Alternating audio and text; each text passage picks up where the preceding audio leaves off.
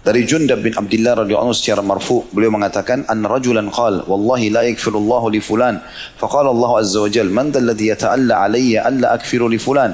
Inni qad ghafartu li fulan wa ahbattu 'amalak." Dikatakan dalam hadis ini bahwa seseorang bisa berkata, "Demi Allah, Allah tidak akan mengampuni fulan." Ini pernah saya kasih contoh, kayak misalnya antum di pengajian begini ketemu sama teman yang dulu mungkin buruk antum tahu. Kemudian tiba-tiba antum lihat dia, antum lihat ini orang dulu fasik benar. Suka berzina, suka bohong, suka segala macam. Weh, kok ahli neraka ada hadir di sini, misal. Atau apalah kalimat-kalimat seakan-akan mengolok-olok dia, gitu kan? Menganggap diri kita lebih baik daripada dia. Bahwa seseorang berkata, "Demi Allah, Allah tidak akan mengampuni fulan. Kayaknya kau tidak akan diampuni dosamu deh. Terlalu banyak misalnya." Gitu kan?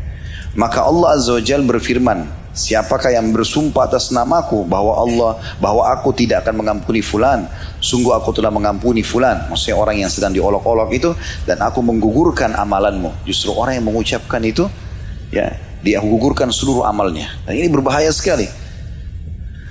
Dan juga diriwayatkan bahwa yang mengatakan demikian adalah seseorang ahli ibadah.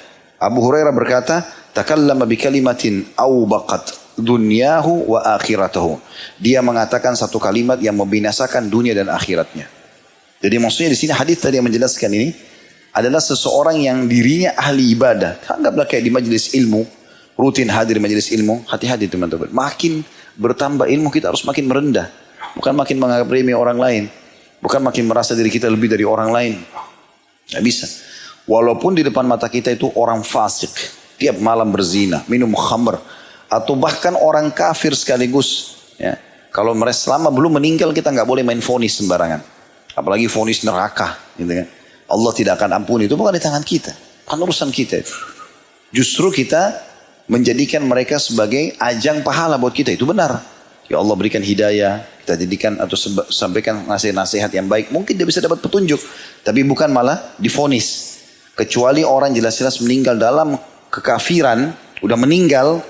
Dan itu pun kata ulama ada ibroh, ada pelajaran. Misal dia tadinya penjahat, suka memiksa umat Islam, lalu dia meninggal. Lalu umat Islam saling menyampaikan berita gembira, alhamdulillah si fulan yang kafir itu sudah meninggal dunia. Seperti waktu meninggalnya Abu Jahal, meninggalnya Abu Lahab. Kalangan muslimin sahabat berbicara tentang itu. Telah meninggal Fir'aunnya umat ini, gitu kan? Karena ada ibroh pelajaran. Tapi kalau tetangga antum orang kafir, gak ada hubungannya, tidak pernah buat masalah.